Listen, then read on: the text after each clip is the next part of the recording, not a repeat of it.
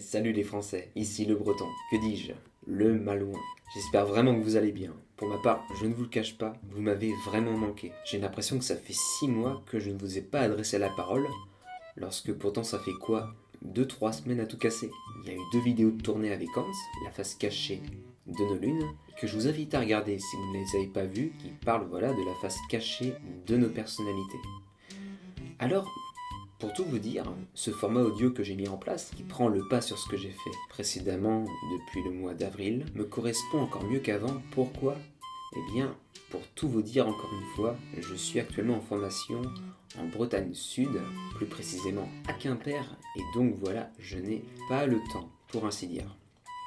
Donc voilà, on va continuer avec ces vidéos que vous pouvez mettre en route, laisser votre ordinateur à côté de vous, vous allonger sur un lit et juste écouter. Si vous n'êtes pas encore réveillé, par exemple au moment du café le matin, ou si vous êtes trop épuisé le soir pour vous brûler davantage la rétine après une journée passée devant des ordinateurs par exemple. Alors ce qui est drôle dans le cadre de cette formation, c'est que mon beau-frère, alias Guillaume Villalonga, est une fois de plus dans le coup concernant la chaîne Movie Burger Game.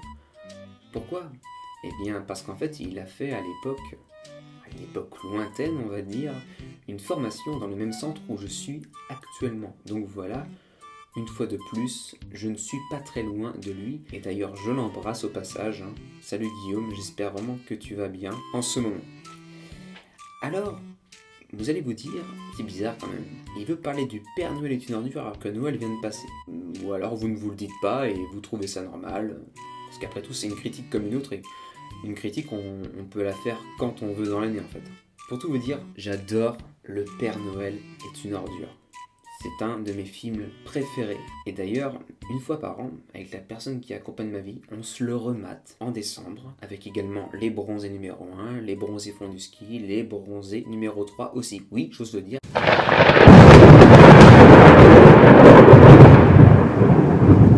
Alors, voilà, oui, Noël est passé. Vous aviez peut-être méticuleusement choisi les cadeaux que vous alliez offrir à vos proches, peut-être mis des mois pour les choisir, c'est parfois le cas. Pour d'autres, ce fut genre la mission la plus importante de l'année. Mais bon, malgré tout, c'est dommage, ils ne purent être payés par l'intérim. C'était dans la boîte, bien caché dans un coin de la maison depuis un mois, et c'est tout. Et hop là, boum! C'est arrivé aussi vite et silencieusement qu'un traîneau électrique lancé à pleine puissance. C'est toujours ça Noël. Tu l'attends, puis d'un coup, ça vient trop vite. Le 20, tu fais les courses marathon dans la fourmilière de Leclerc par exemple. Le 21, le frais à acheter et qui est dispersé dans une vingtaine de petites boutiques, pas moins d'une vingtaine de petites boutiques qui sont noires de monde. Le 22, pause apéro quand même. Bah ouais, mine de rien, c'est du boulot. Le 23, on remet ça, avec le costume à mettre au pressing, les enfants à déposer chez le coiffeur, le gros ménage, durant lequel notre aspirateur gagne 5 kilos pendant que vous en perdez 10, et une bonne nuit par-dessus le marché. Et le 24, bam, une journée au taf particulièrement harassante, comme si le père Fouettard avait une dent contre vous. Je suis sûr qu'il y en a certains qui pensent à ça, là. Puis, vous revenez à peine à la maison que ça arrive derrière vous. Les invités sont déjà là. Même pas eu le temps de faire un cacou. Y a pas à dire, les fêtes de Noël, ça fait vraiment chier. Pardon, je vais essayer de ne pas être trop grossier quand même. Mais non, et puis je plaisante quoi. Noël, c'est trop bien. Après tout, c'est le seul moment de l'année où vous pouvez boire plus de 3 verres sans que votre copine vous traite d'alcoolique, quoi. Hein, les gars ? Mais non, je rigole. Elle vous insulte à partir d'un verre désormais. Bon, en tout cas, ce n'est pas le sujet du jour. Non, aujourd'hui, nous allons parler non pas de gnôle, mais de coke. Car oui, le Père Noël est une ordure est un trip complètement halluciné, hein, on peut le dire comme ça. Un very bad trip made in splendide et qui vieillit selon moi aussi bien, voire mieux, qu'un vin de garde. Et ce côté intemporel, nous devons avant tout à l'écriture et donc aux personnages, aussi différents en couleur les uns que les autres. Et donc aujourd'hui, je vais particulièrement me concentrer sur eux et non pas sur l'histoire. Bon déjà, avant tout, commençons par une femme. Mais bon d'accord, j'ai été en restauration, donc la bienséance, etc. Bon allez tiens, commençons par Madame Musquin, jouée par Josiane Balasco, dirigeante de SOS Détresse. Elle a comme employés Thérèse et Pierre Mortez, tous les deux joués par Anémone et Thierry Lhermitte.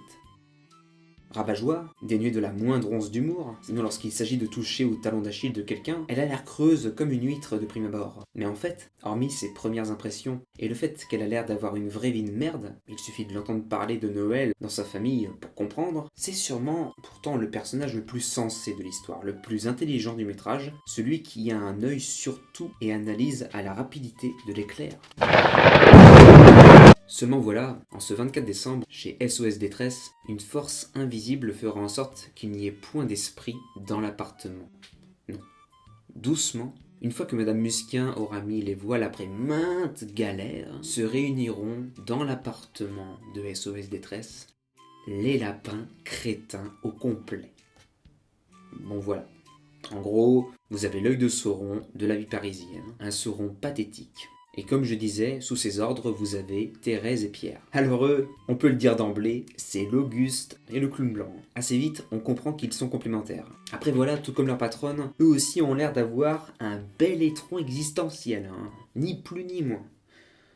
Bon, concernant Thérèse, il est vrai qu'à son sujet, on ne sait pas grand-chose, hein. Elle ne se dévoile pas tant que ça. Mais au vu de sa façon de s'habiller et de se comporter, on peut aisément imaginer qu'elle est issue d'une famille de catholiques, pourquoi pas d'intégristes. Je veux dire, enfin, même son prénom sent le cureton à plein nez, quoi. Mais voilà, malgré ses apparences de coincée, Thérèse ne manque pas de tempérament pour autant, hein, de scènes où elle se rebelle réellement.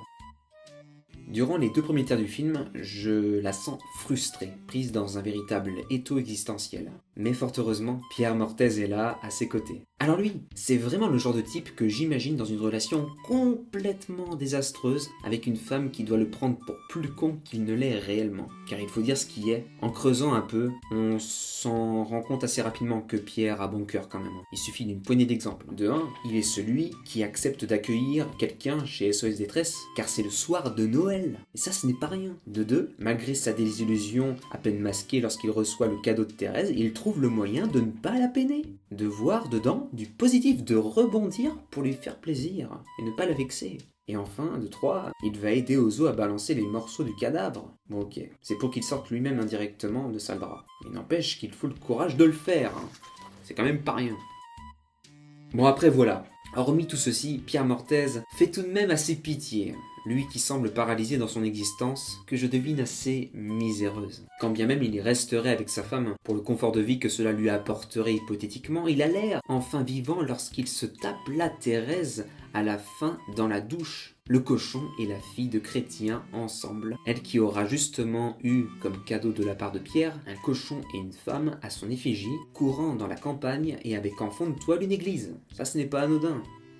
Ici, à ce que ce soit un message caché, une image de la désertation du catholicisme au profit de l'envie de faire ce que l'on souhaite réellement, il n'y a qu'un pas. Enfin, c'est comme ça que je le vois. Et en parlant de ça, voici justement que vient, ou plutôt qu'on en vient à Katia, jouée par le formidable Christian Clavier.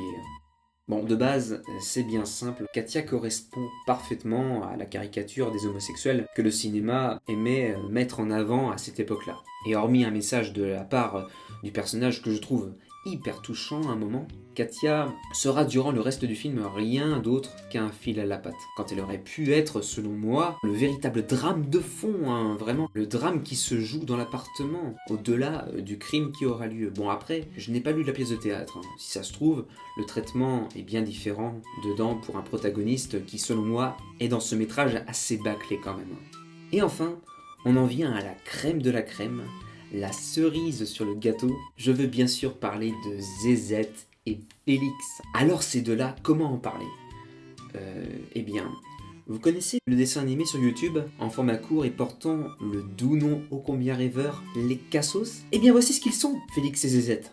Des Cassos en pleine puissance. Qu'on se le dise, il n'y a pas plus de logique concernant l'existence de leur couple qu'avec un dinosaure jaune au regard qui tuerait une seconde fois un mort et se trouvant sur une île contenant exclusivement des enfants. Non, c'est un accident. Le Big Bang. 2 ados éternels qui se sont mangés un parpaing et qui restent ensemble car ils forniquent comme des lapins. Oui, je ne vois aucune autre raison. De 1, Zézette et Félix en parlent à un moment chacun de leur côté, de leur vie privée. Et ce, de façon, assez claire. De 2, Félix passe son temps à maltraiter sa femme. Et de 3, Cette dernière, hormis un éventuel complexe d'Oedipe tourné vers son mari, ne semble aucunement heureuse à ses côtés. Et en même temps, ça se comprend. Ancien tolard, Félix a toutes les tares inimaginables, à commencer par la manipulation. Ah ça, il en abuse tout le métrage. Mais ce qui fait le sel du protagoniste, ce qui fait qu'il se distingue clairement des autres, car il est loin d'être le seul à manipuler, regardez le film et vous comprendrez, c'est qu'il est complètement imprévisible, pouvant passer en un éclair d'un pur psychopathe à un simple écolier d'école qu'on enverrait au coin et qui du coup ferait du boudin. Ah bah tiens, et comme de par hasard, il pique du boudin au début justement du film. Comme de par hasard. En même temps, on peut dire que la majeure partie de sa personnalité réside dans cette chose en quelque sorte, cette chose longue et molle comme il l'appelle. Car au-delà bien sûr de l'image sexuelle du boudin, on peut également y voir une limace rampante, tout comme l'est un peu Félix. On peut aussi y voir une esquisse de l'arme qu'il utilisera plus tard, ce fameux revolver qui répandra le sang comme le chibre d'un homme répand autre chose. Ce ne sont pas des mots gratuits. Sexe, sang, Félix avance dans une bulle de perversité, de véritable sadisme. D'ailleurs, ce n'est pas anodin, c'est l'unique scène du film où on le voit véritablement adulte et responsable est lorsqu'il découpe le corps du mort en coulisses, hors caméra. Alors, après, découper cet homme, ça voudrait dire quoi? Eh bien, ça peut être un tas de choses. Pour ma part, j'aime bien imaginer l'histoire comme quoi il aurait tué le père de Zézette, ce qui expliquerait pourquoi il a fait de la tôle. Il l'aurait tué car il la maltraitait d'une façon ou d'une autre avant de poursuivre dans ce rôle de bourreau car lui-même ayant eu un père horrible. Ainsi se seraient rapprochés ces deux-là par leurs points communs et avec Zézette développant du coup, comme je disais, un complexe d'Oedipe pour Félix, elle qui voit son père en lui. Ah oui, je le cache pas, une histoire absolument terrible en tout point. Mais l'histoire du Père Noël est une ordure. Serait-elle moins terrible ? Bien au contraire. Mais ce récit est irrésistible car il est traité comme un grand guignol, ni plus ni moins. On voit véritablement des marionnettes devant l'écran, des caricatures s'agiter et l'on salive d'avance à savoir qui tapera sur l'autre en premier. Je crois qu'avec ce film, on peut trouver dedans la meilleure machine à rire au moment des fêtes. Excepté dans la saga des Bronzés, c'est un peu la même chose. Ou alors dans le registre américain, il y a aussi Un jour sans fin qui est génial. Mais plus que tous ces films que j'affectionne, Le Père Noël est une ordure est peut-être celui qui, selon moi, ose le plus de choses. Qui apporte vraiment une véritable bouffée d'air frais à l'état pur, à une époque où, tout comme la planète, la comédie actuelle sent le réchauffer à plein nez. C'était Le Malouin. Salut les Français.